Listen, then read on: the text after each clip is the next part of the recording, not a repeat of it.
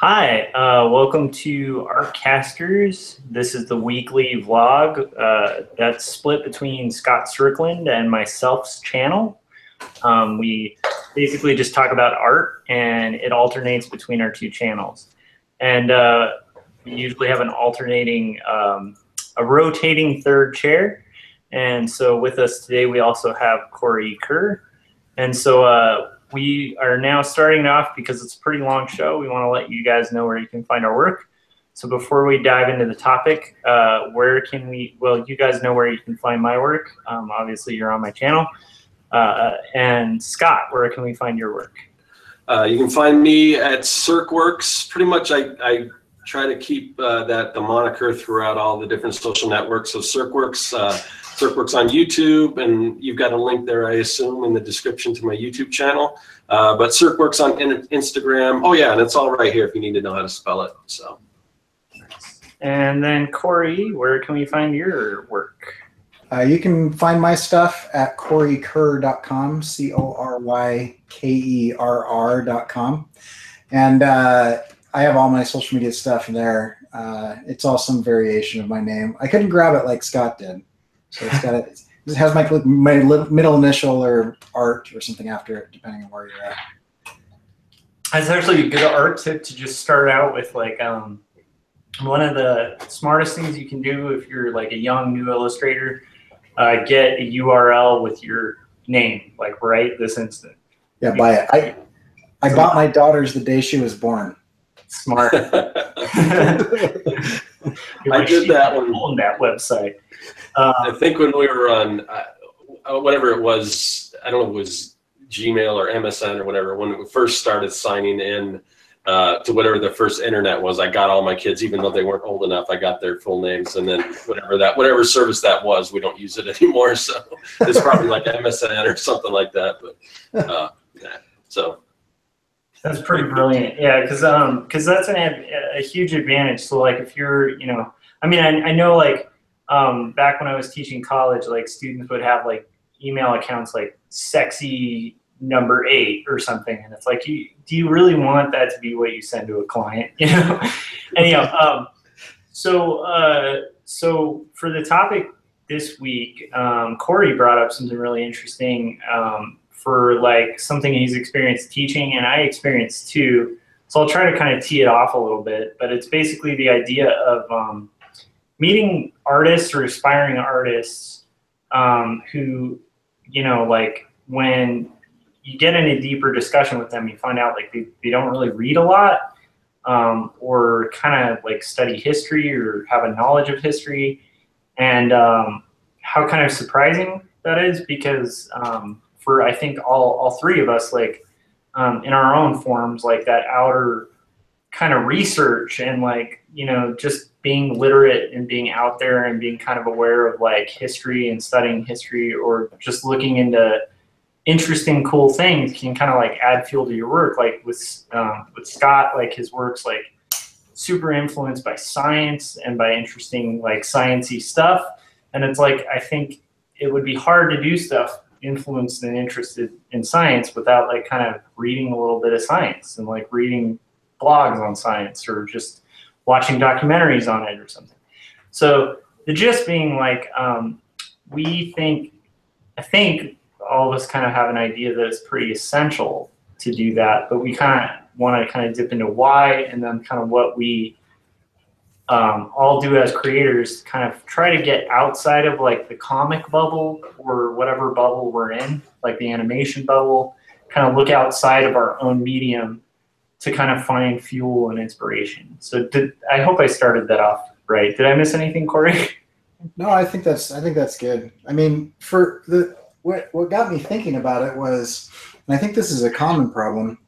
What got me thinking about it is I've been talking to a lot of people in my department, and I teach in the communication department, right? So you got advertising and PR and visual and video and journalism and stuff. And I was talking to some of the journalism professors, and we were just talking about how, and this is a blanket statement, but we're just talking about how a lot of these students can't write, and we're trying to figure out how to help them write better.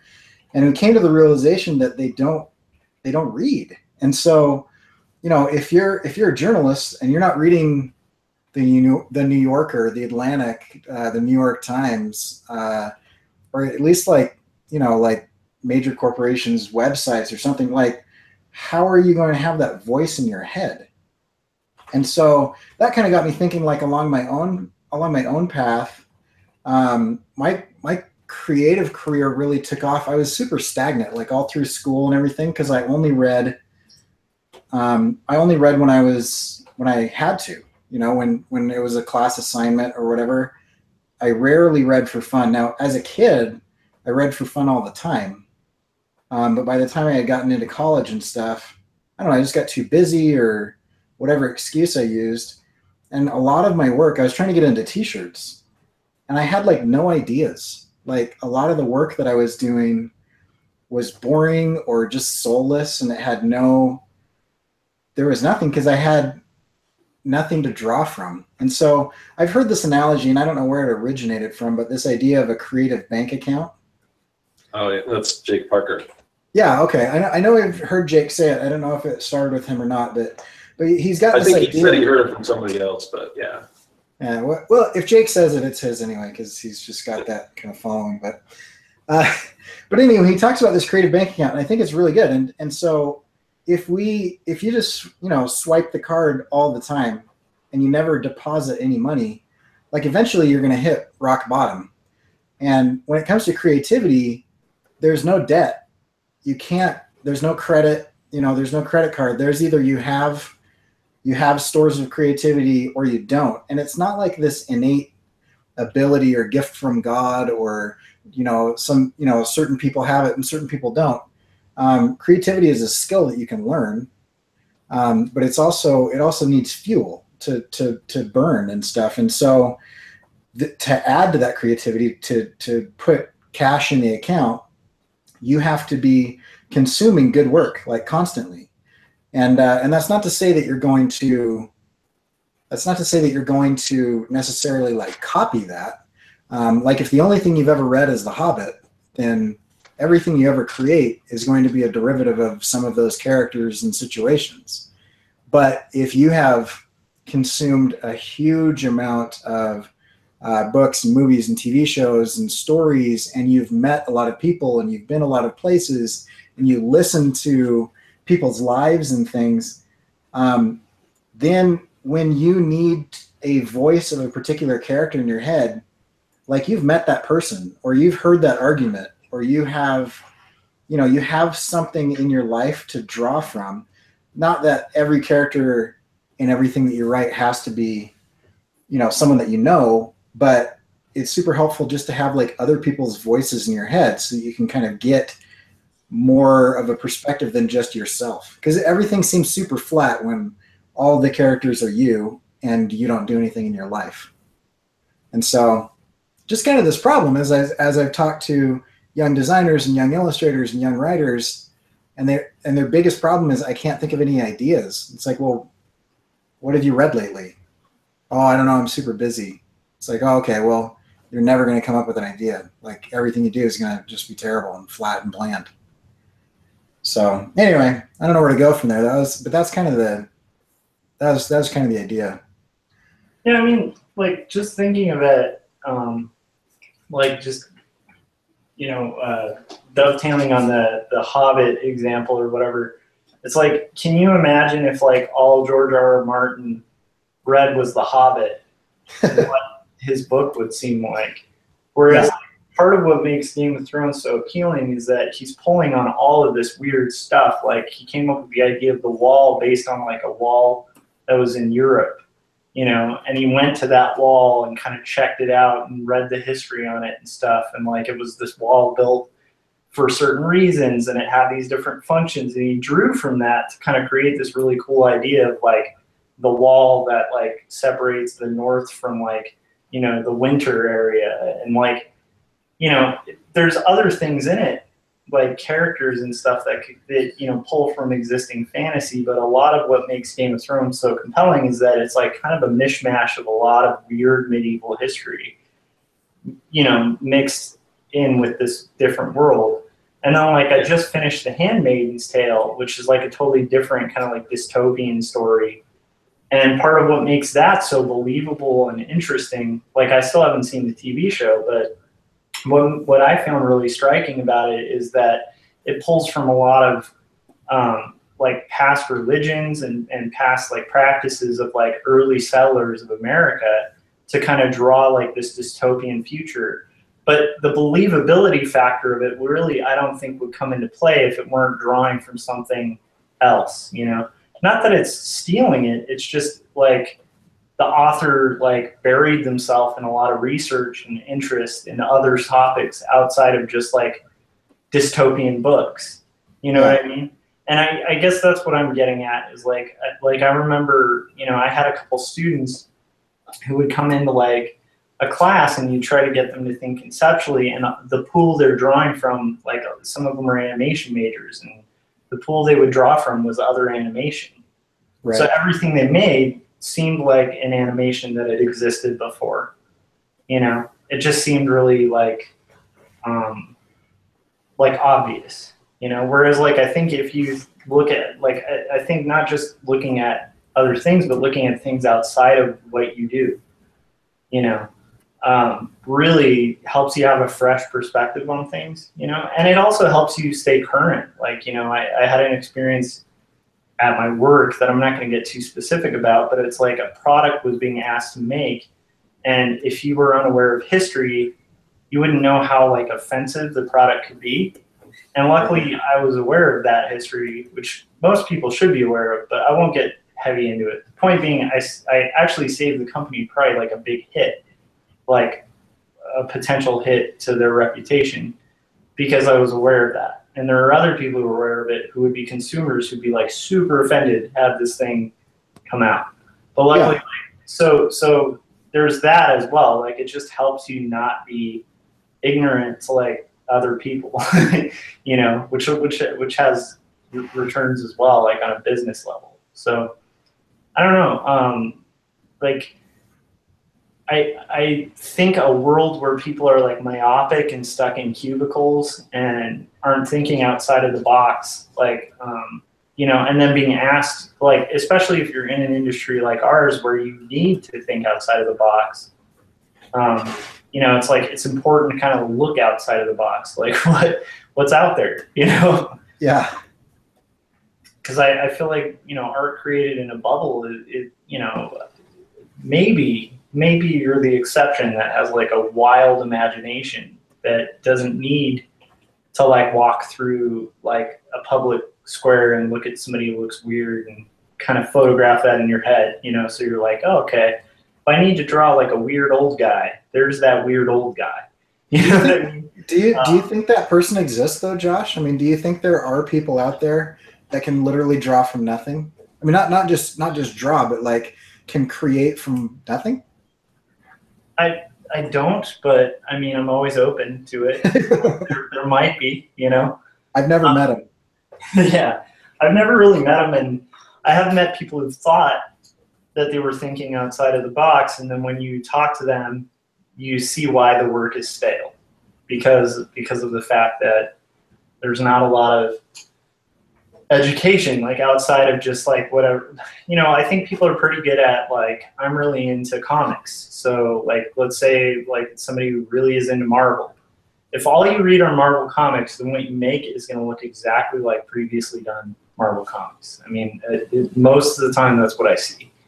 And so that's going to be problematic in a day and age where like Scott did a thing on the Marvel, how to draw the Marvel way, right? And like he was even mentioning like there's not really that stock look anymore. You know, like cartooning's kind of moving away from that, where it's like, hey, you draw that, this is the way, this is the Marvel way, this is the way everybody does it. And so like in a world like that, it's going to be really hard to find a place if you just want a job where you just follow step 1, step 2, step 3, step 4, right? And then it's done. Yeah. You know, so I think if you want to be in like something creative where you have to bring your own voice to it, yeah, like it's like you were saying, like you know, the creative bank account. Or there's an old phrase, and I have no idea who to attribute it to, but it's a glass can only spill what it contains, right? Oh yeah. And so it's like, you know, if you're not full of like, you know, other things, like you're, you know, and then you're trying to tap like for some kind of source, like, you know, when you need it, it's like you're really only going to put out what you're putting in, you know. At least that's you know, my take on it. I don't know. What do you think, Scott? Well, it's interesting because I'm reminded of the last couple full-time like jobs that I've had, and how my inspiration kind of came from, I don't know if I say unlikely sources, but not the norm for that industry. So like when I first started working in game design, I'm not a gamer at all. And I've never been good at video games, and I don't play video games. So when I was interviewing for that position, one of the things they asked is like, you know, what games do you play? And I was straightforward with them. I said, I'm not really a gamer other than from, you know, outside looking in as an art form, and I love the artwork and all that, but I'm not a gamer. And they kind of said, well, you know, that could be a good thing or it could be a bad thing. And I mean, a good thing meaning you might have a fresh approach to something because you're not, you know, you're not influenced by all the other stuff that you see. And I think in the end I think that benefited me. Now, that's probably not good if every single person working there didn't work in game design. I mean, what wasn't a gamer? I mean, but to have like one or a few people on staff that kind of drew their inspiration from other, you know, source material or you know, media or whatever, I think that can add something different to kind of what you're creating. Same thing right now. I work in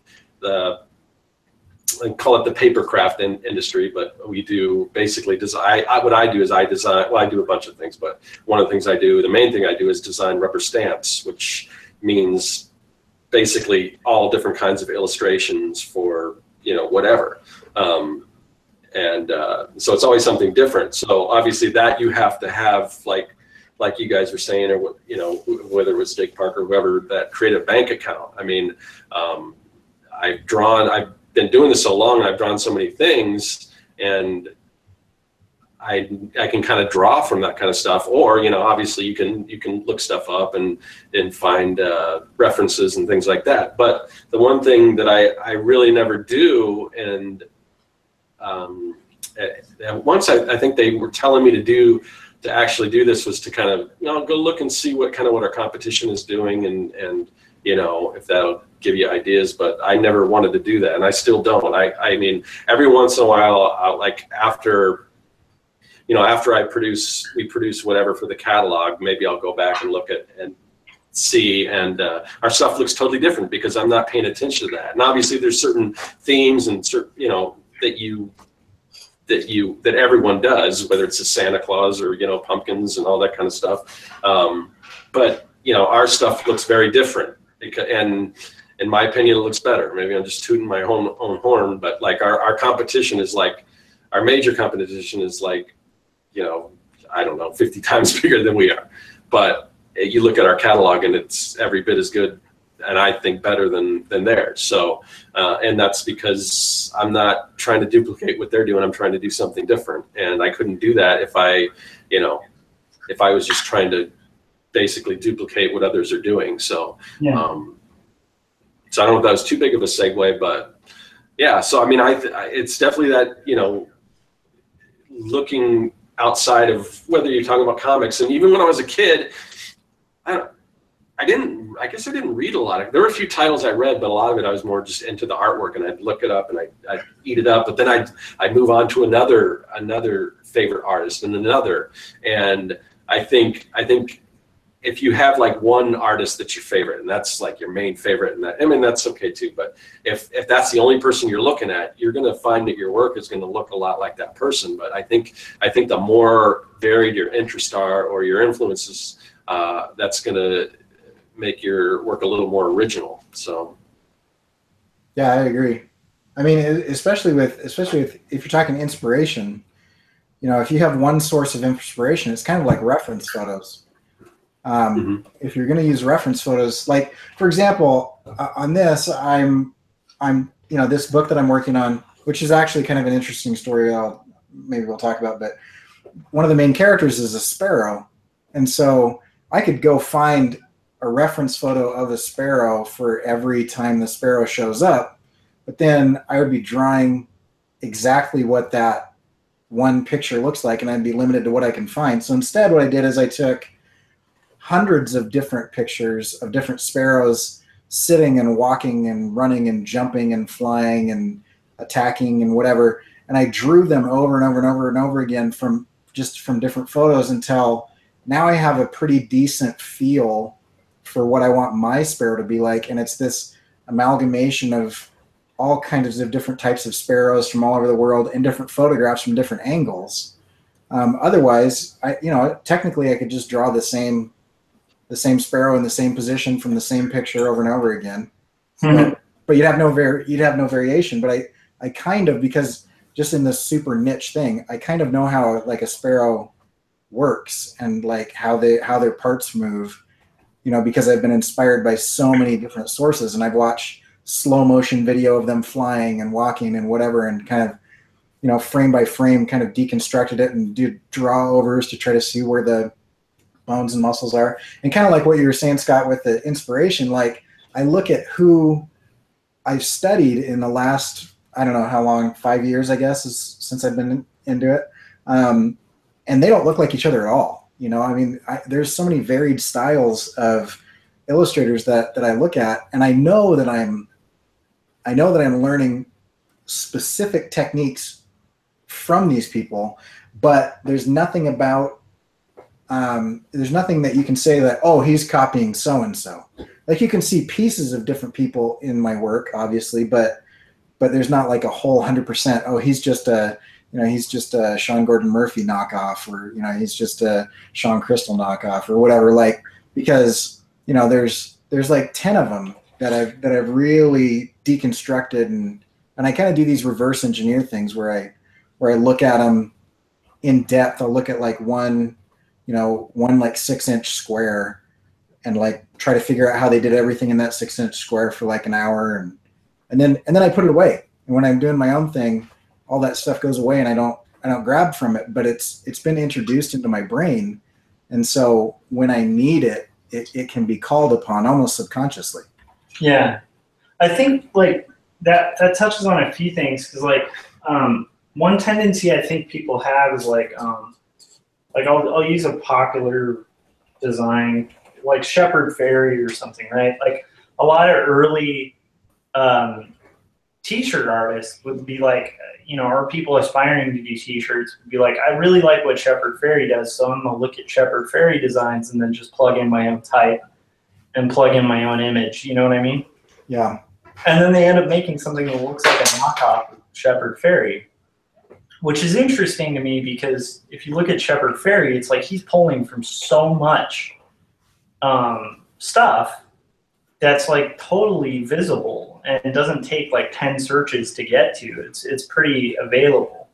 So it's like, I think that if somebody really wants to kind of have that kind of look or feel, but not look like they're ripping off Shepard Fairey, look at the original source. Like, what is Shepard Fairey looking at? Yeah. Like, I'm just using that example because he's so known, but it's like, then you'd start getting into constructivism, right? And all this really cool stuff from like this movement where he's getting these crazy typefaces that, exist. And if you pull from like, so I also recommend that, like, if you really like an artist, like I love Chris Ware a lot. I've mentioned him a million times. My work looks nothing like Chris Ware, but I have looked at the sources that Chris Ware looks at, and I have ripped off some of the stuff that Chris Ware's ripped off.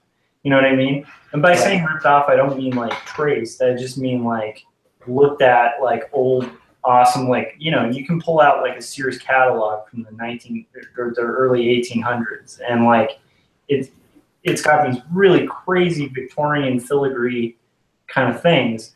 And you can pull from that, and your take on it's going to look a lot better than you pulling from Chris Ware pulling from? You know what I mean? Yeah. So looking at the original source, kind of like if you're really into the sound of a band, you might want to look into the bands that influence them and then the bands that influence that band. Kind of like you were saying, like work backwards, like deconstruct. So if you really like what an artist is doing, I always recommend just look at their influences and then look at those people's influences. Go as far back as you can, you know? And then you'll start getting to the source of like what's so cool that you can pull from without it looking really divisive of like whoever this current person is, you know? But like, I feel like that's kind of a similar thing to books, like with, you know, and history too. Like, you know, if you want to do fantasy or you want to write well, you really should be looking at what were they doing? Like, what are these good writers doing? Like, you know, journalists, for instance, like if you were a journalism major, maybe look at some of the journalists you admire. Like, what are they looking at? What are they reading? You know, right? Like, if you want to be a journalist, let's say you want to be an investigative journalist, maybe you should look into Seymour Hersh. And then, like, when you look at Seymour Hersh, like, who's the guys that influence Seymour Hersh, right? Yeah. And kind of influence that style. Who does he look at? That kind of thing can be really good for broadening too, just for like broadening your perspective and also making your voice a little more original. Because I think, you know, who made that quote, like good artists copy, great artists steal, or something? It's usually credited to Picasso, yeah. Yeah. But I mean, that's quoted a lot in graphic design because there is a lot of like visual kind of, it's almost like hip hop in a weird way, where like your brain is sort of sampling different styles. Like, you know, whether you're aware of it or not, you're pulling from styles. Like if you picked Helvetica on your image, which like a lot of new artists do because it's a easily current typeface, it already looks pretty good when it's typed out. You know, but if you're picking that and you're putting it on your image, you're saying something without even realizing it. Yeah. You know, you're referencing an era of design and like a specific style of typeface. And so if you're not aware of what you're saying with it, you're missing out on an opportunity to communicate, you know? And so like if you read about like typography and then you pick Helvetica, then you know what you're getting into, you know? But I don't know. I feel like it's kind of tangential, but still, you know? For me, like I've found it really beneficial to read outside of my you know, like reading Handmaid's Tale was really cool. It's a first-person book, and I'm writing a first-person book, and she uses some really amazing devices, Margaret Atwood, like to really pull the reader in. Yeah. That, you know, whether I'm even taking notes subconsciously, I know is going to influence my work. You know. Right.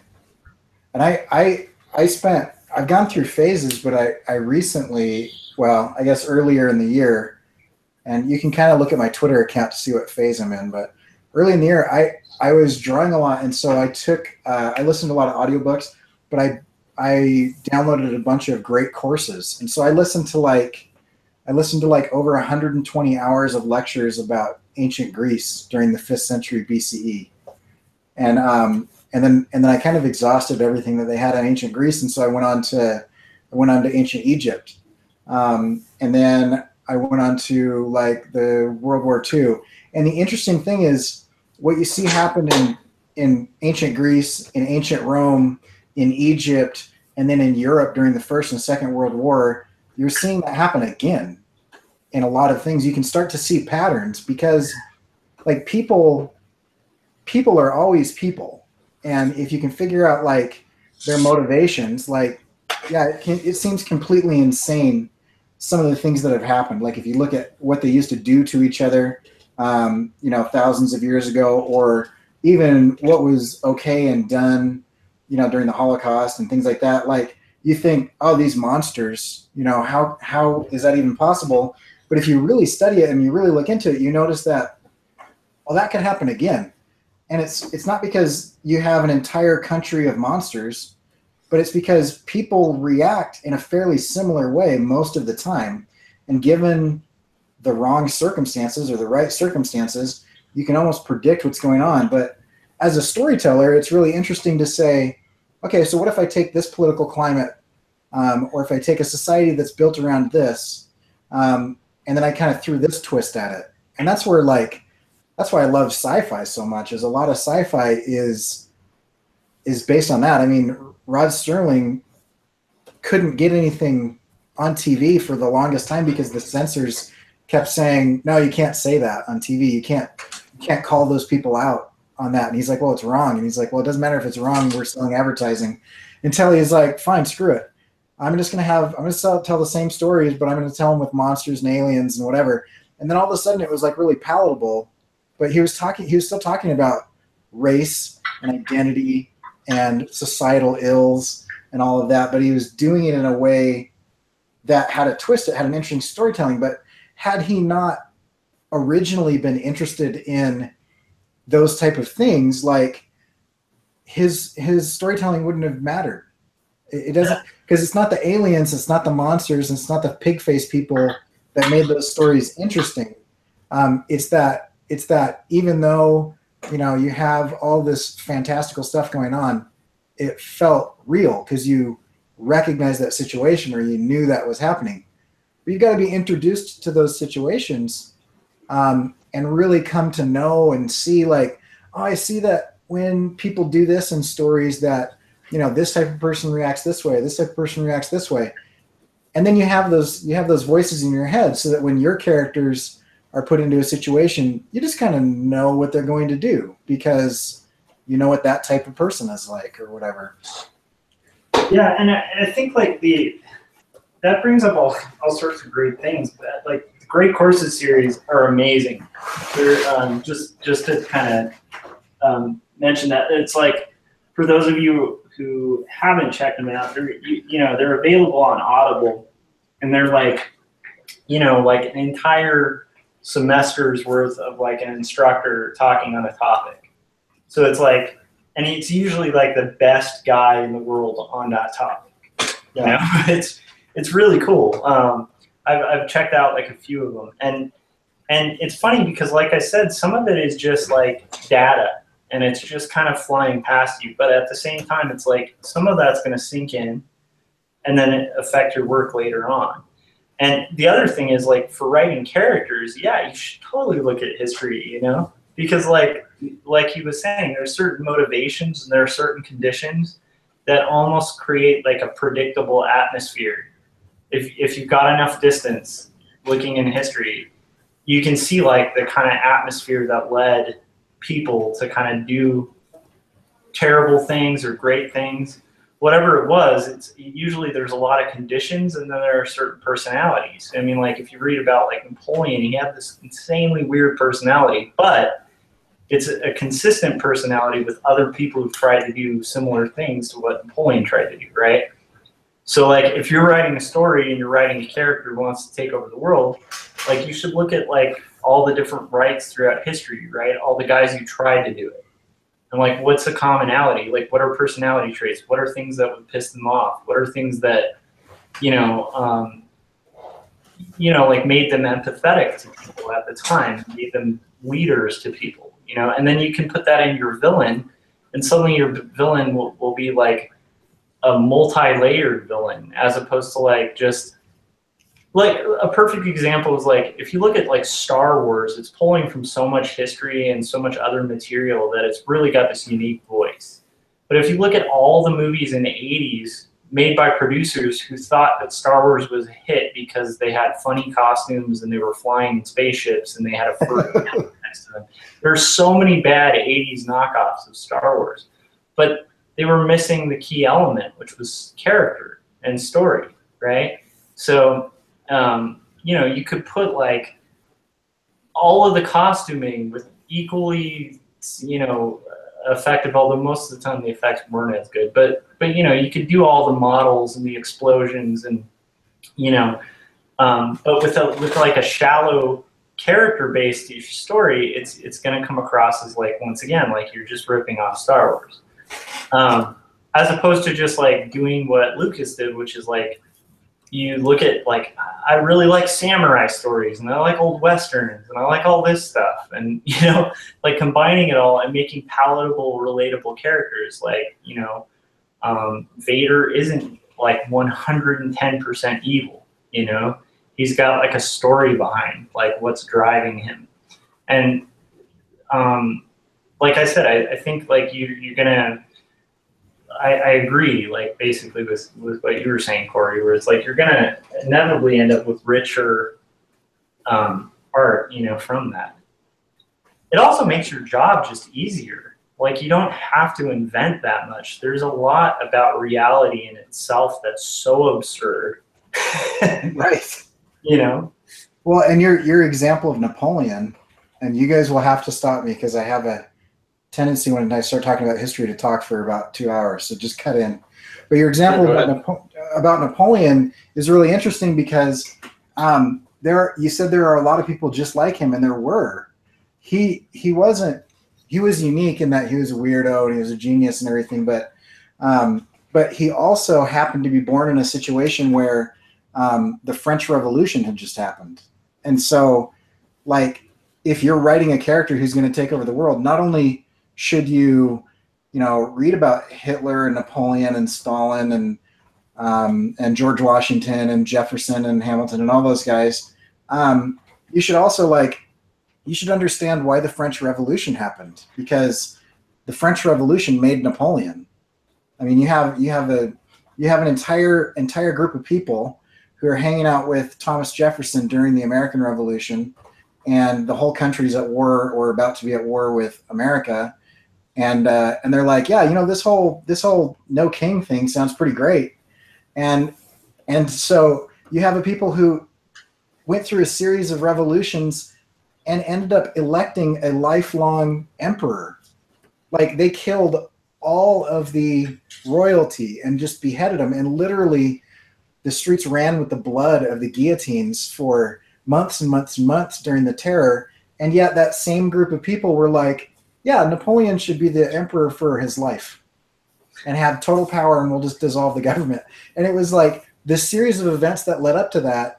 There is so much story fodder there that you would never need to go anywhere else to tell an infinite number of evil villain, I'm taking over the world stories with all the settings and political intrigue and everything that happened around it.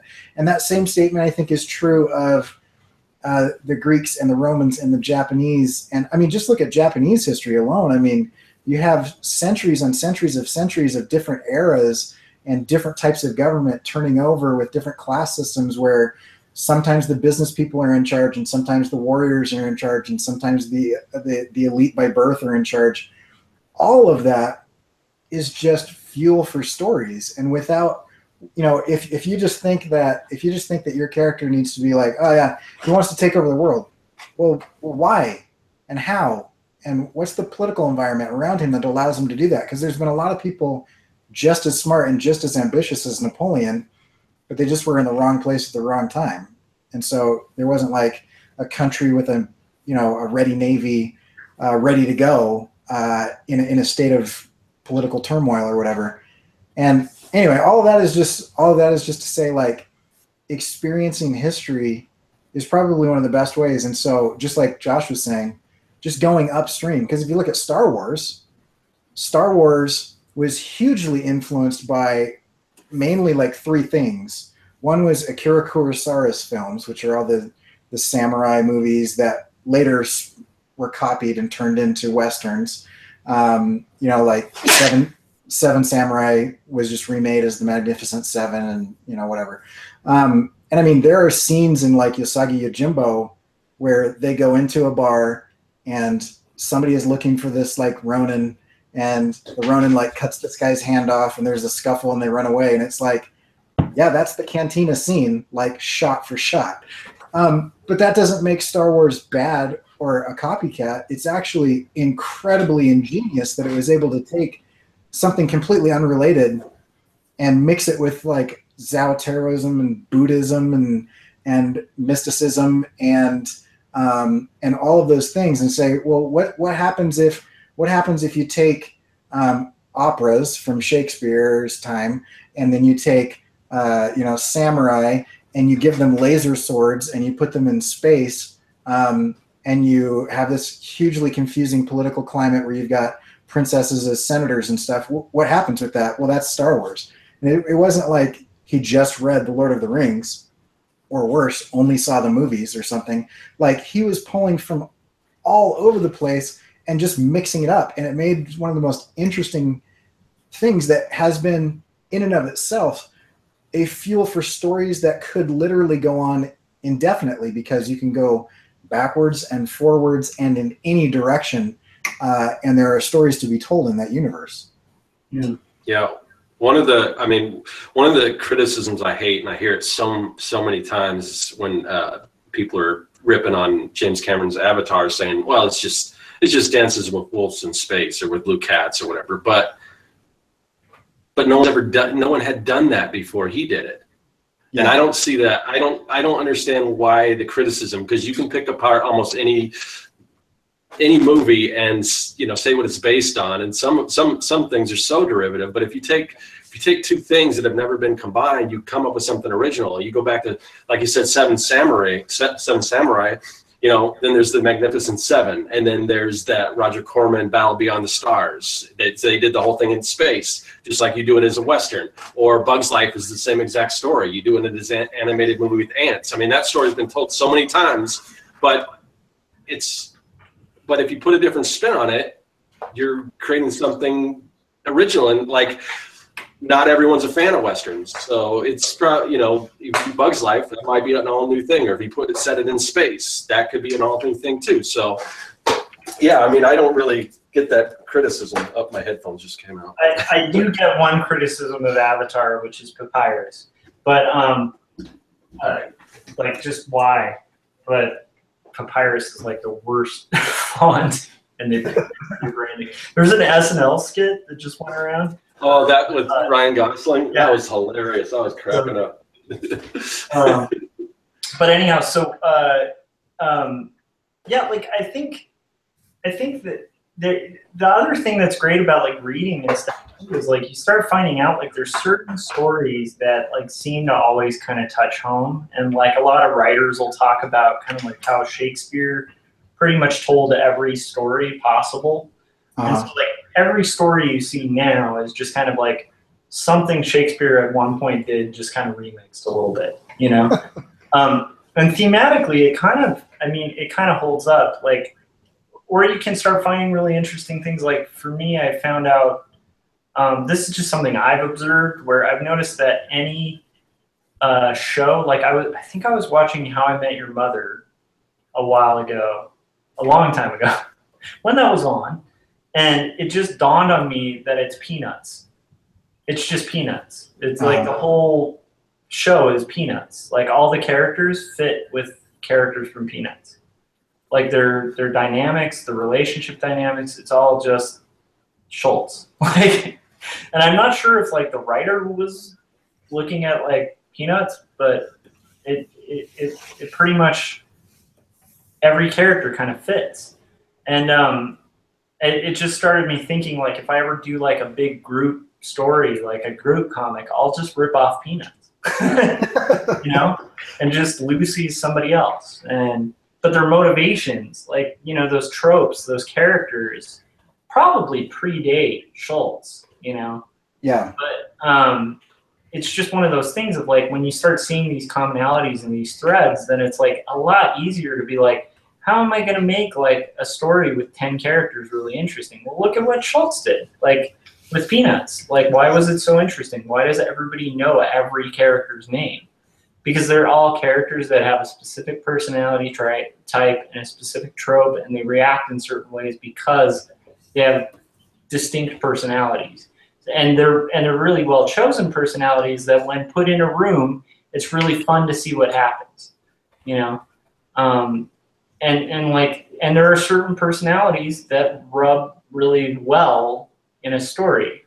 So it's like, to me, like the more I read, the more I find that, you know, like I love Royal Tenenbaums, but like, I remember when I saw it, I was just like, this is just Salinger. It's like, it's straight up the Glass family stories, like from Seymour and Introduction and Franny and Zoe. And it's like, and then I read about it and it's like, yeah, they literally, like are very open about it. They were just like, yeah, we just kind of took Franny and Zoe, like the family from Franny and Zoe by Salinger, and like made a movie. Right. But it's a great movie, and I love that movie. But like, I don't know, like, what I'm getting at is like, it's probably a good thing to kind of start looking outside. I think outside, especially outside of comics, because there, you know, even to this day, there's still some really bad writing in comics. There's some great writing, but there's some bad writing in comics that like could be really easily fixed by just those writers reading other writing, you know, outside of comics. One thing I think that's, well, a couple things that you brought up. One really fast is one of my favorite realizations that I had on TV.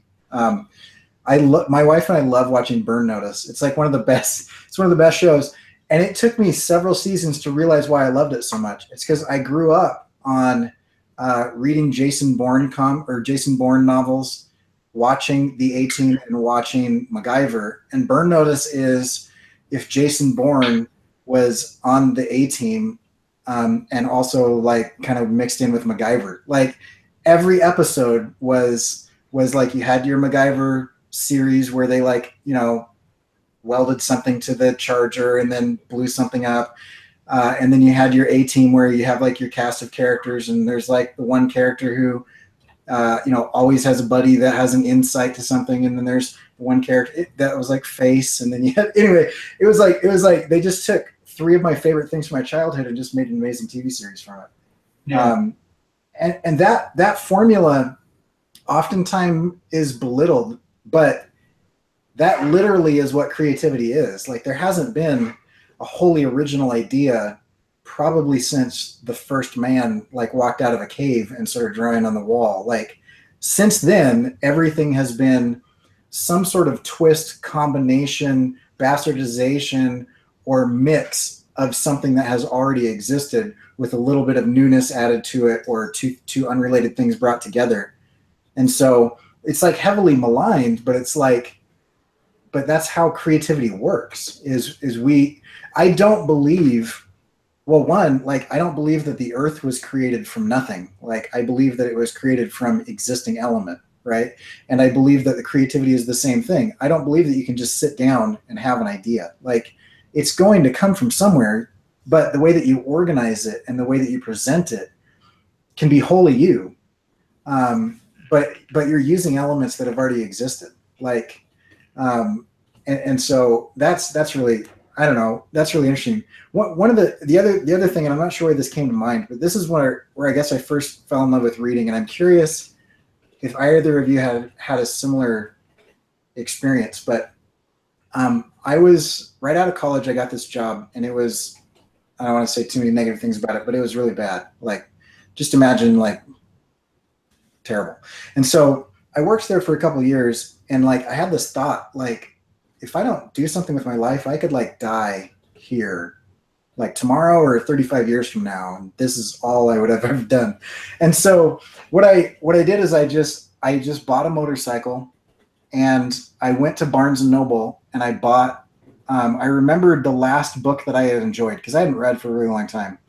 The last book that I enjoyed was a book that I read in high school, because I was forced to read, about just being on the sea. It was a Joseph Conrad book called Lagoon, short story, and so I bought a group of short stories by Joseph Conrad, and I took off on this motorcycle, and for 2 weeks I used up all my vacation. I just drove around the coast. I went from Spokane to Seattle, all the way down the coast of California and back, about 3,500 miles. And I just slept on the beach and in parks, and, you know, like in shadows of gas stations and stuff. And the whole point of me doing that was I had gotten into such a mundane, horribly boring routine that like I needed to do the most extreme thing that I could think of, which was I'm going to have a 357 snub nose, a bar of soap, change one extra t-shirt, and my motorcycle. And that was all I took with me, and a camp stove.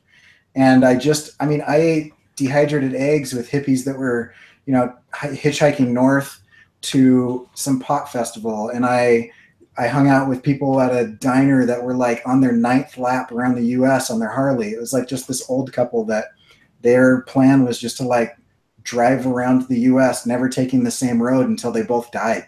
And like, I met the most interesting people, but all during that at night, I would fall asleep reading these short stories about kind of being out in the middle of the ocean and whaling and seafaring stories and kind of this thing.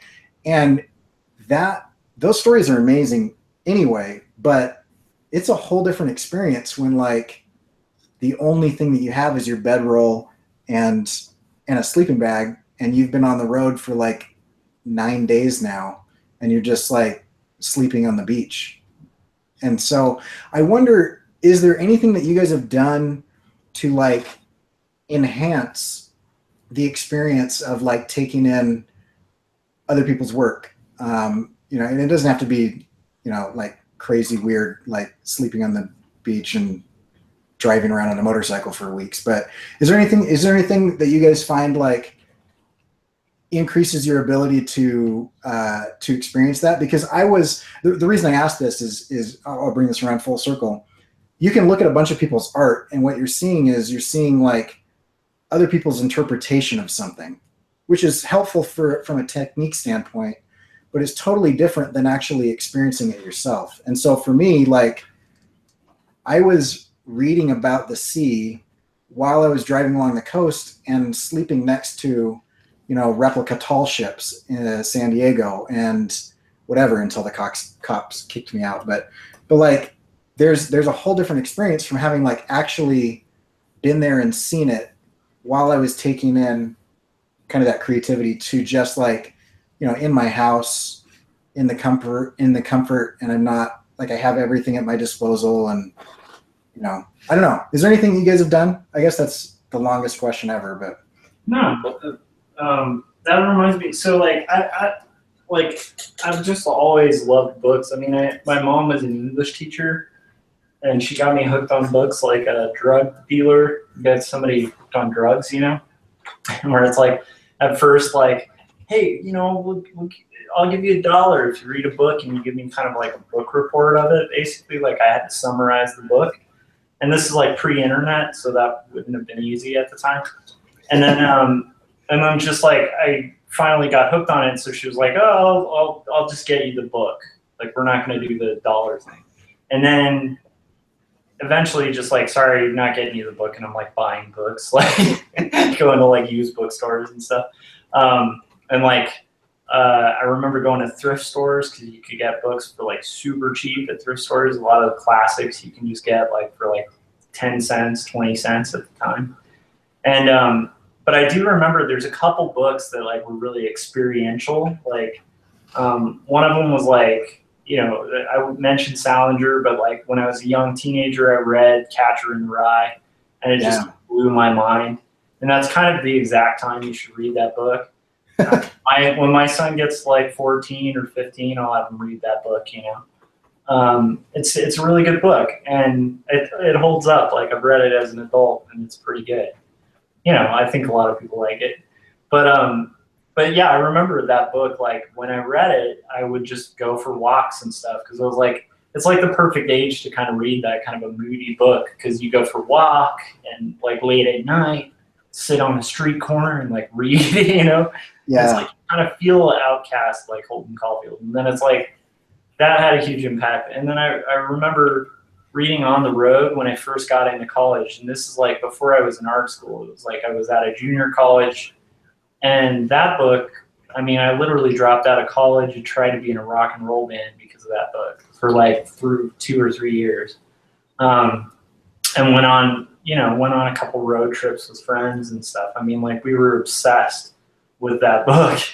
And I think Kerouac's a great writer. And like, I think if you're going to read Kerouac, you should probably take a road trip, you know?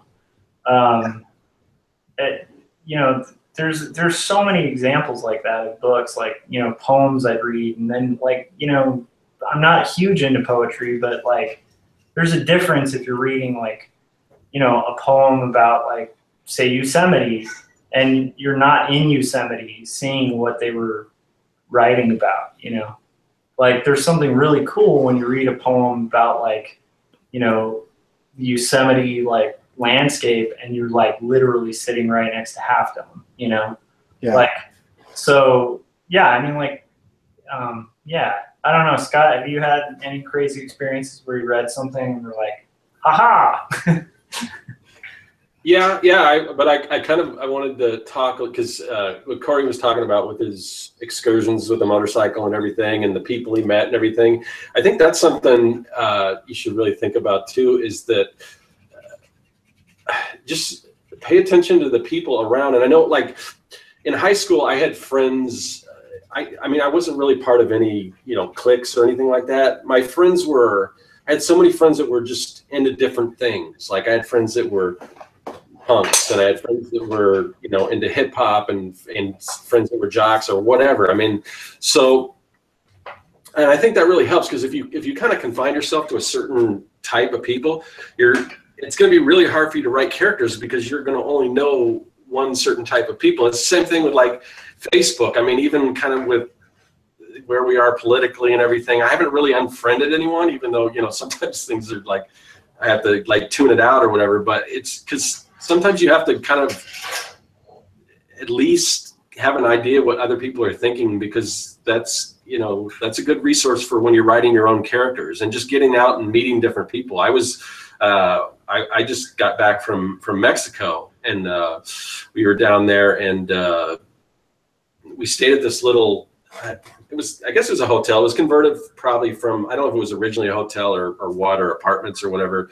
but it was really eclectic, and they had these like different, rooms, but it was almost like, it was kind of like almost like a hostel, because we went out sort of in the courtyard, and then one night we were just hanging out with like two other groups of people, and all of us from very different walks of life or different jobs or whatever, and we just talked all night, and that's the kind of stuff that can seep into your writing or creating characters. I think too many people are just like, well, if you don't think the same or believe the same as me or whatever, I don't want to talk to you or know you or even think about it. And I mean, there's certain extremes where, at some point you got to kind of say, you got to move away for your own sanity, but more or less, get out and meet different people and try to kind of figure out where they're coming from.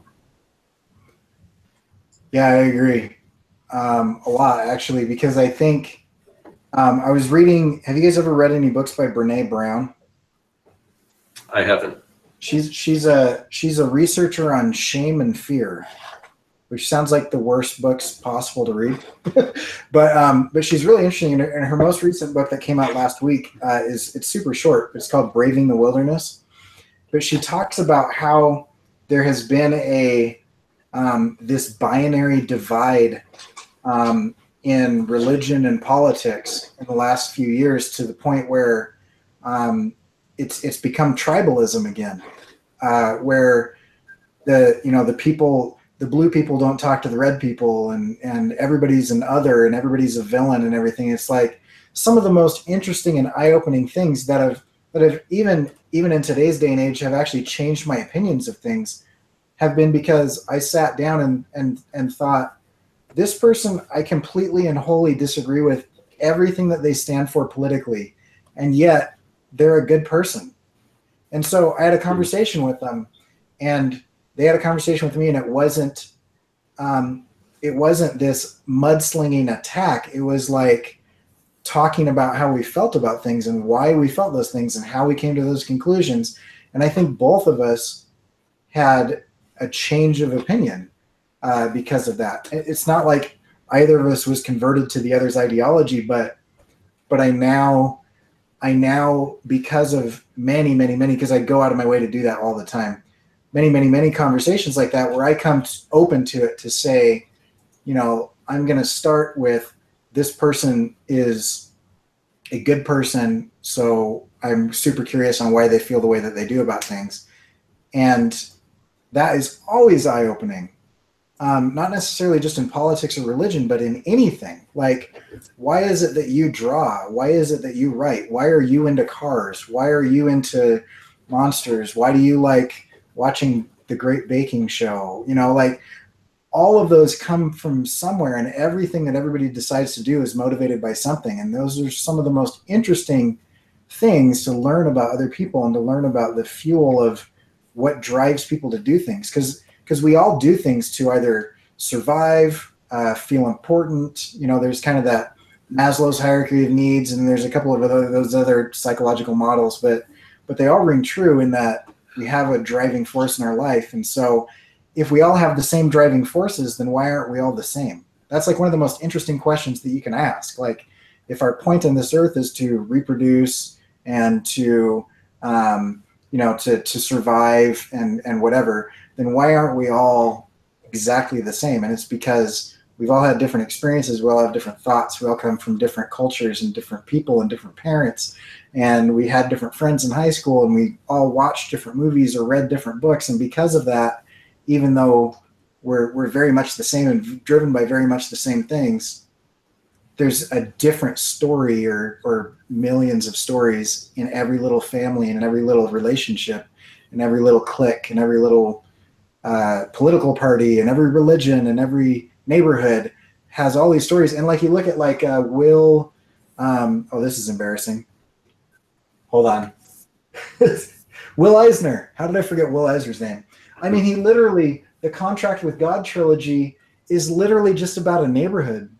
And it is one of the best comic books that has ever been written in the history of comic books. And it's literally just about like immigrants in a neighborhood. And it is so interesting. And almost nothing happens. It's just like normal everyday life. But it is so well done because it feels real, because I've met those people and I've talked with them and I've seen them on the street and I've bought a sandwich from them and whatever. And it's like, it was so authentic and so legit. And it was because he wrote from experience. Like, he left his house and he talked to people and he went out and like experienced life and everything. So yeah. So anyway, that was my long answer. I totally agree, Scott, that we should get to know other people. Yeah. I mean, I think, like, I'm thinking like a series I've been following by Jason Lutz that he's been working on for like 10 years or something now, but it's called Berlin. And it's this just amazing graphic novel that's like about post-Hitler Germany and or pre-Hitler to post-Hitler Germany. And it's basically like following like 10 different characters of different like political viewpoints, different like sexual orientations, different sexes, different races. And it's like told from all of their points of view as this like political shift is happening. And like Germany is starting to kind of gear up and you know, head into dark territory. And it's so fascinating because, you know, some of the characters are socialists and some of the characters are like poets and some of the characters are like people who completely buy in.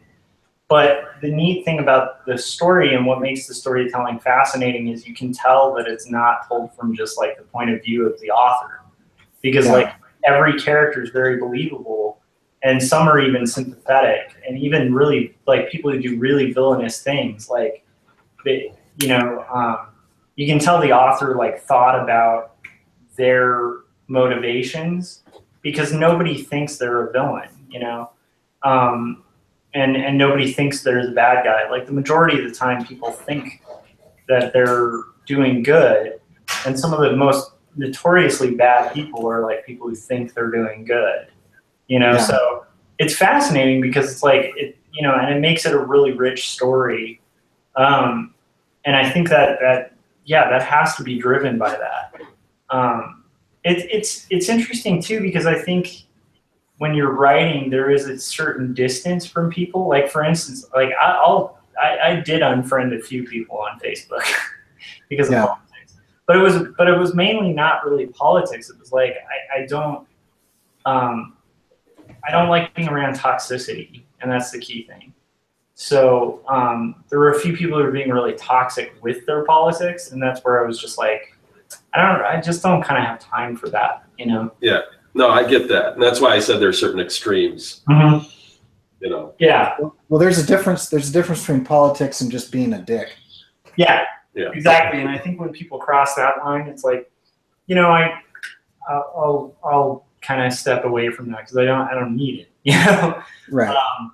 But you know, I have a lot of friends who are like completely different, like politically, religiously, like, you know, different cultural backgrounds and stuff. And like, to me, I think when you're writing, I think when you're in a writer's frame of mind, you kind of have to be around people, but you also have to be really observing people. So distance is kind of important as well, right? Because if you're only writing about like your close friends, right, you're going to be biased. Yeah. Like for me, this is something I think a lot about because I'm dipping into autobio. And so it's like, one thing I'm trying to be really consciously aware of when I'm writing quarterly stories is like not to be myself when I'm writing it, if that makes any sense. Like being able to kind of take a bird's eye viewpoint of something that happened to me from the perspective of like, what honestly, like if I were being honest, how was I in this situation? As opposed to being like a narrative, like if I were talking to you guys, like you wouldn't believe this thing happened. I'm going to try to pull sympathy if I like experience something bad, you know what I mean? Yeah. Or I'll try to get you on my side if I did something bad, like you'll know my motivations behind it. And so when I'm writing, I'm trying to really take a bird's eye perspective of the whole thing, like from a distance, like, you know, to try to be really true to what happened. And inevitably I'm going to be wrong on some things because my memory's off, you know, everybody's memory's off. And that's fascinating too. That's another reason to study history, right? Because it's usually like multiple viewpoints where you start getting a little bit closer to truth, right? Because like one person's experience is just never fully true. But it's fascinating because it's like that weird, you need to be in relationship with people, but you also need to have this ability to distance, I think, to pull that and make it like material, you know? And that line really gets crazy when you're doing autobio, when you're writing about real people, you know? Because it's like, you know, if I know someone, do I write differently about them because I know they might read it? You know? I don't know. It's fascinating, but it's one of those things where I think like it is really important. Like most people I've met who are like, my county is the best county. I've never stepped foot outside of their county. Yeah. And there's a lot of people like that, and what's weird is they seem less happy than a lot of people who've gone out and kind of seen like, hey, you know, there's these other areas that are built differently, and maybe they have different buildings and different restaurants, and they're pretty awesome too, you know. Or like, you know, like I've met racists before, and a lot of times what I've noticed about racists is they really haven't talked to a lot of like their idea about other races is based on some weird preconceived thing that was built in like a little bubble, and they haven't really applied it to like just personal experience with other people of other races. Because like to me, I remember I had a student who was like a crazy racist. Like he was the member, like he was like, I don't know, I think he was like a member of like a white supremacist thing or something. Weird. And I remember talking to him after class once and just being like, how can you possibly think you're supreme when you know there's artists in here who are not white, who are a million times better than you, and you see it every day? Like, how can you at all think you're superior? And, you know, he had this weird kind of justification and stuff, but he was young, and I was trying to kind of crack that. Yeah. I mean, because when I talked to him, it was like mostly his parents and then a small community and kind of living in this bubble and only meeting white people, you know, because everybody else is a threat or an other. And to me, it's like, I think that, like, you learn so much from just talking to other people or observing other people, or like, you know, for me, like I had a thing against Southerners for the longest time. And then you meet Southerners who are like, you know, rocket scientists or like brilliant people. And you're like, yeah, maybe Southerners aren't dumb. Maybe I'm dumb. You know what I mean? Maybe it's just the accent threw me off for a while, you know? But it's like, it is one of those things of like, when you meet people who are like, oh, Southerners are dumb. It's like, have you met a lot of Southerners? Because there's a lot of Southerners who like, you know, have PhDs who are brilliant, you know? Like, do you know where NASA is? my hometown. It's like 35 it's like 35 minutes from here. So yeah. California NASA. But we're California NASA. No, my cousin's he's on the, well, he's not anymore, but he's at NASA, and he's one of the engineers that was on the fuel mixture, and he's like in the middle of Alabama. Oh, crazy. Yeah, it's just funny because it's like you don't think of like stereotypes, because I've never been to Alabama. Like stereotypes that I'm fed. It doesn't make sense to me that there's going to literally be a bunch of rocket scientists in Alabama, but there is. Like there's an entire community built around it, you know, or Houston or whatever. Yeah. Yeah, you're absolutely right. Yeah, it's a trip. Yeah, and a lot of that is super interesting because it's this, our preconceived notions. And this, I'll tie this back into art. I recently had this experience. I talked about this on my channel, but we have this symbol system in our brain where, because our brain processes so much information, out of necessity, it has to cheat. It has to have like shortcuts and ways of processing things. Otherwise we wouldn't be able to function, right? And so I was really unhappy with the way I was drawing. Like I've never done a story where it's like all in the forest, you know? And so this story I'm currently drawing, it takes place like in the forest all the time, or the mountains or whatever. Like there's wooded areas all over the place. And I kept drawing, I'll just show everybody. Let me get a scrap piece of paper, because this will make the story way better. This is what I kept drawing for bushes, right? As I would draw these clouds like this with like 2 leaves.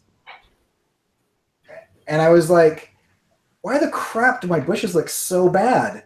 And I couldn't figure out what it was about this that looked bad until I realized that this is how I learned to draw a bush when I was 5. And my brain codified it as a symbol of that's what bushes look like. And I had never questioned it.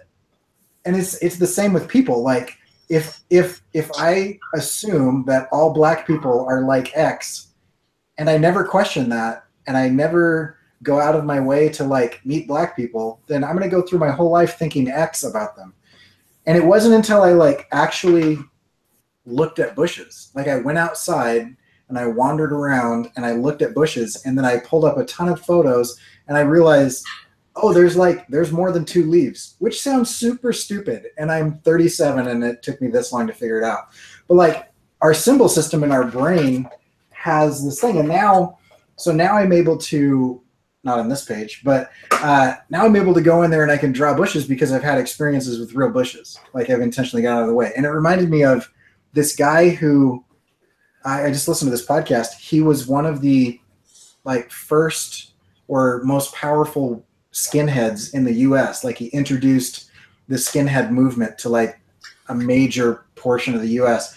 And anyway, he opened up a record shop, and to survive, he had to sell more than white supremacist music. And so he sold hip hop and punk and, you know, everything else. And over the years, he met so many minorities and so many Jews that were so nice to him and just treated him like a person that he's like, maybe what I've been told about these people is totally wrong. And then he started an organization to help people like de-radicalize. And it's super interesting because the formula that they use to de-radicalize people is, if you hate Arabs, he takes you and he introduces you to a nice Arab family, and you go have dinner with them and like catch a movie or whatever. And it's like the most simple thing in the world. There's not like, he doesn't yell at him, he doesn't punch him in the face, he doesn't like do anything. He's just like, oh, you think Arabs are horrible people? Let me introduce you to this cool Arab dude. You guys have a lot in common. Like, why don't you go grab a beer or whatever? And And a lot of these people, it's the first time that they've ever had an actual interaction with the people that they've decided that they hated. And their assumption in their brain is so different than the experience that they're currently having that it shakes them out of this radicalization. And it's a really interesting process. I'll have to find that podcast because it was really good. Yeah, I've seen that guy on somewhere. He was featured on something, but what was the name of that? I know what it was because, well, I don't want to get too political, but I guess they cut his funding. Oh, the really? The current administration cut his funding. So now he's having to raise money, through GoFundMe and things, which I think he's been successful in doing so. But yeah, I forgot the name of that organization, but yeah. I can't remember the name either, but he wrote a book, and the book is the title is super sensational, but I want to read it. But it's something about, being on the inside of white supremacy or something. I can't remember what it is, but yeah, I thought it was fascinating that the way that he would break people out of it was not like logic, and it wasn't argument, and it wasn't anger, and it wasn't confrontation. It was just like, why don't you have some experiences with these people? Yeah, I think to me, I think one of the biggest dangers as an artist or a writer or a person in general is making an assumption. Like, I just see this always as a problem. In my workplace, a lot of conflicts that will happen between departments, a lot of it's just because one department makes an assumption about another department, or one person makes an assumption about another, and, just assume that you can know. And I always just recommend, kind of like you were talking about, where it's like you make this assumption, this is what a bush looks like, and you're not looking at, the material. I always recommend just go to the source. Don't make assumptions. And similarly, even when you're writing, we've all had to illustrate terrible stuff. I've had to illustrate badly written books, where it would have an Asian character, and the Asian character is always smart, He knows Kung Fu. And each race of character, they were trying to be diverse, but we're just kind of going to tropes to write these characters, And so instead of diverse, a lot of it came across as really weird, and kind of off, because it was making all these assumptions about these people and these characters they were writing. Like I said, just go to the source. Go to the source of with history. Instead of just writing a villain that's a cartoon villain, and by cartoon, I shouldn't say a cartoon villain, because a good cartoon villain would have more depth, But instead of writing just a villain, maybe, look at some source material, some actual villains, and what did they look like? What drove them? What were their nightmares? What were their hopes and relationships? It's that kind of stuff just really enriches life. And I think I've been working on that a lot, in the last few years, and just trying to make less assumptions. I definitely don't make a lot of racial assumptions about people at all, but I make other assumptions. Like I said, about Southerners. For a long time, I made that assumption. Oh, they've got a Southern accent, must be stupid. And I know that's totally bad. I'm just acknowledging I used to have that. And I think a lot of it stems to that, team, thinking. And I think this is also, it kind of ties into why, cartoonists only check out, a lot of cartoonists, when they're starting out, are only looking at comics. I want to do comics, so I'm only going to look at comics. I'm only going to read comics. Yeah. And it's you end up being on Team Comic. And the more you're in Team Comic, the more what you make is just going to look like Team Comic. It's not going to have your voice to it. The more you're in Team Republican or Team Democrat, the more you're just going to be rehashing a politician's speech. And the less individual you're going to come across when you're talking to somebody about your viewpoint, right? Because you're on, and the less receptive you'll be to other people's viewpoints. Because, if you're viewing it as teams, it's the second the other team comes on the field, you're just going to win, It's and I think there is that kind of tribalism that happens a lot. And I guess what I'm getting at is like, I think the more as artists we can get our minds like thinking outside of that box of like, I'm on this team and this is my team and they're on that team. Right. For my source material is this team, you know? But it's hard because like even with the symbolic thinking that you're talking about, a lot of that's educated, you know? Yeah. At a young age, like we're taught, no, don't draw a house like that. Draw a house like this. And you draw the box with the triangle and the little window with the 4 lines. And every house has a chimney.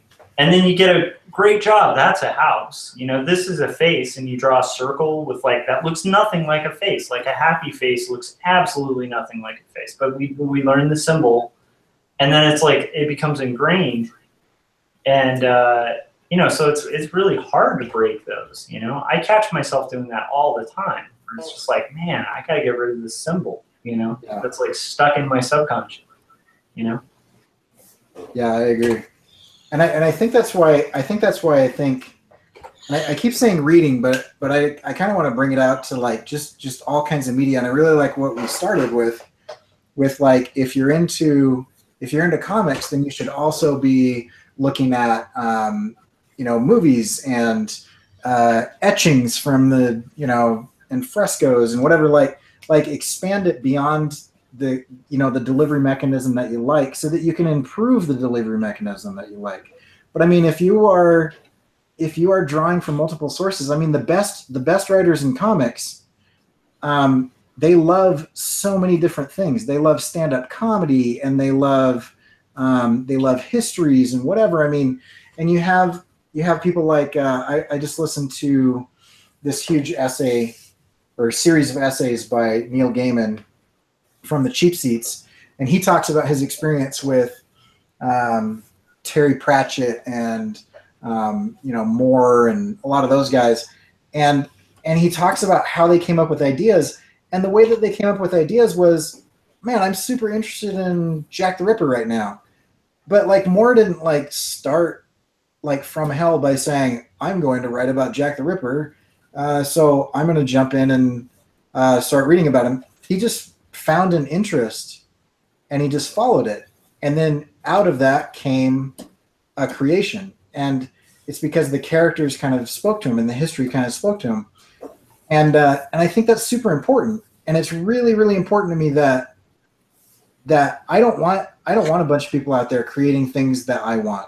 Like, I don't want people out there making everything that I want, because I want to make that stuff. What I want is, I want to see what you want to make. Like, what is it that is super interesting to you, that drives you, that makes you, you know, want to learn all about it, and then take that and make it into something, you know? I went through a phase where, I don't know if anybody's ever heard of LibriVox, but if you can't afford Audible, do LibriVox. It is awesome. I spent several years where my job was photographing guitars in the basement of this building that was made out of lava rock. Like, it was the most depressing. But anyway, I listened to so many books, and I kind of decided I'm going to listen to all of the, because I had to listen to public domain stuff. So I said, I'm going to listen to as many like Russian Romantic era books as possible. So I listened to like Anna Karenina and Fathers and Sons and like short stories by different authors and whatever. And it was really interesting to see like what was happening politically in Russia at the time, and that they're so different, and the class system and everything was so different, and they had this infatuation with the French that I never knew about or whatever.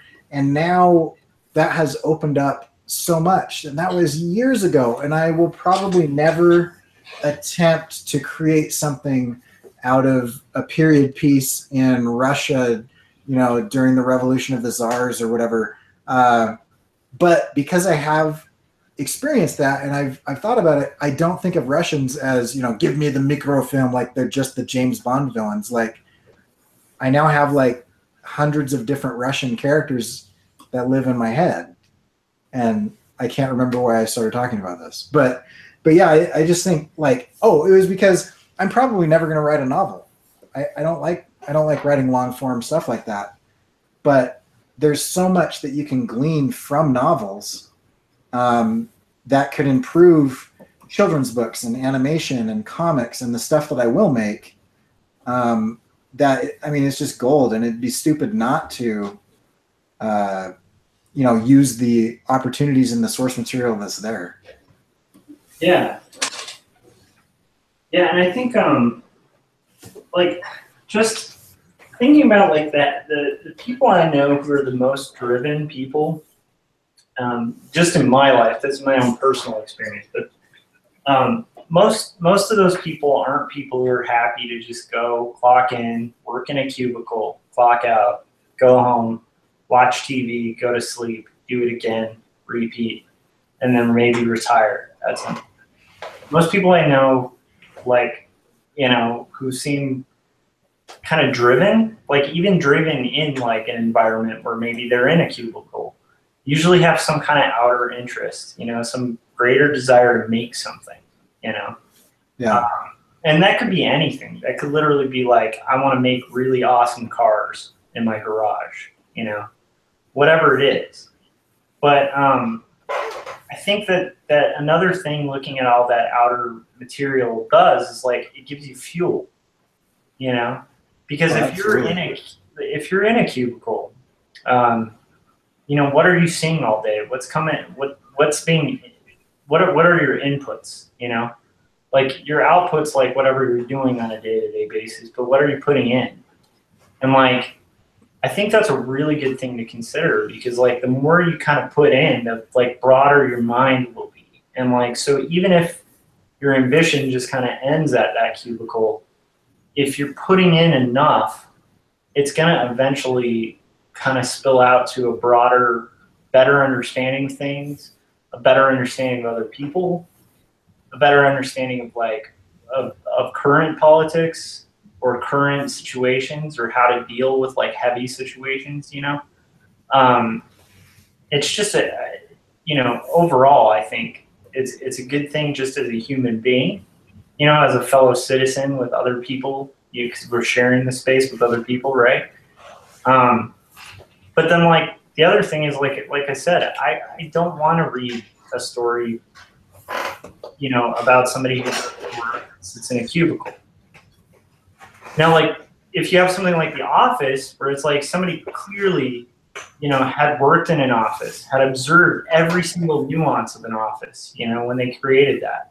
Mm-hmm. Then it's pulling from some more interesting material. But it would be really boring if it was just like from one guy's perspective in an office, or one office employee's personality versus all the evil people, Right. Yeah. Yeah, absolutely.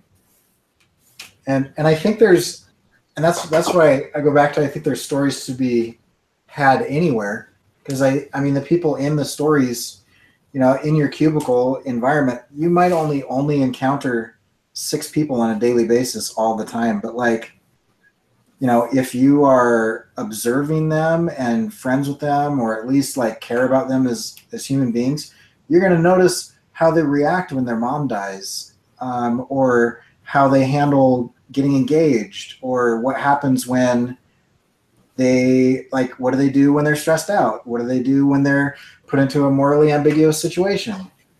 And all of those things can feed stories. But, so you were mentioning comedy, like, as an influence on, like, I think cartoonists. And I would actually recommend that as well, because I think comedians actually have a lot in common with cartoonists in their ambitions and kind of their struggles.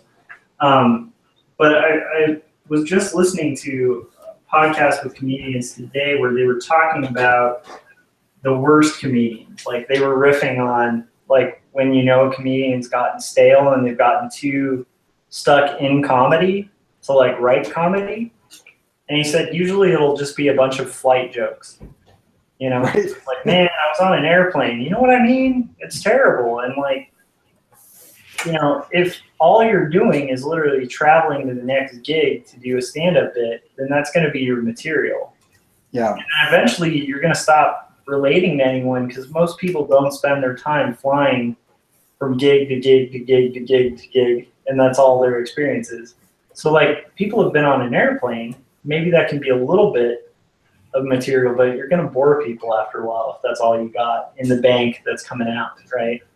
So it's like, you know, comedians talk about that too. Like, to make funny jokes, you really kind of have to experience life. You have to go, like, stand in the line at the DMV, and then you're like, oh, lines at DMV are terrible. Let's make a bit about it. You know what I mean? Yeah. Or, like, you know, go out and experience, like, awkward situations with other people that you can then take and make funny comedy out of. So, like, you know, I totally recommend that, but I do think a lot of people are just going to think, nose to the grindstone, just make art and screw the rest of the world or whatever, you know, or like forget like reading anything outside of like, I'm a fantasy writer, so I'm going to only read fantasy novels, you know. But I think if anybody, I think if more people kind of started looking outside a little bit, like they'd have much richer fantasy and much richer comics, you know. Much richer comedy, you know. Yeah. Yeah. Oh, absolutely. I don't know. You guys... Like Lewis. Oh, sorry. Go ahead. No, go ahead, Sergio. I was going to ask if you guys wanted to wrap up because are we at 2 hours? Or you're getting close to 2 hours, maybe. But anyway, go ahead, Corey. Oh, I was just going to say Louis C.K., who, you know, he can be kind of an uncomfortable comic, but he takes every joke that he wrote that year and throws it away and never uses it again, and starts from scratch every year, and that's super ballsy, you know. Like, but he has, like, he forces himself to have to live life because otherwise, exactly that, it would just get super stale. Like, if every story that was ever written in comics happened at a drawing table surrounded by lamps and ink, like, there would be nothing. There'd be no stories to tell. Like, there's you like have to break out and go out and do stuff. So, all right, I think that's a good place to wrap it up. So, how can we find your work, Corey? You can go to my YouTube channel, which is youtube.com/CoreyKerrArt. And you can find the rest of my social media stuff as well as a bunch of other things I'm doing and things I'm selling at CoreyKerr.com, CoreyKerr.com. All right, and you guys know where you can find me. You're on my channel, so you can find me here, and you can also go to quarterlystories.com to check out my autobio comic and see if I've managed to do the long view of my story, or is it like just way too self-serving? Let me know in the comments. Scott, you want to wrap it up?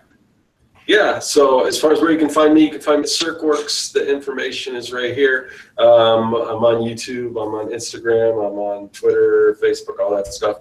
But if you want to know where to find us or how this whole thing works, if you're new, basically what we do is we switch back and forth from Josh's channel to mine on, you know, every other week basis, and we always have an extra. We have a rotating third chair. Today it's Corey. Next week it'll be somebody else. But yeah, that's kind of how it works. So it's at a different place every week. So in order to know where we're going to find it or at what time, like today we're going a little late, and a lot of times we do it on Wednesdays. Today's a Thursday. Usually it's Wednesday or Thursday, but all this is just to say, if you want to know where to find us, we have a newsletter, and we don't spam anyone or anything. We just send out a notification. We usually try to send it out about 30 minutes in advance to let you know where we're at. So you can find that in the description, and you can sign up there, and yeah. So. All right. Thanks for having me on, guys. Yeah. Of course, anytime. Totally awesome. And thanks for everybody who showed up in the chats, and we will see you guys next week on Scott's channel. All right. See you then.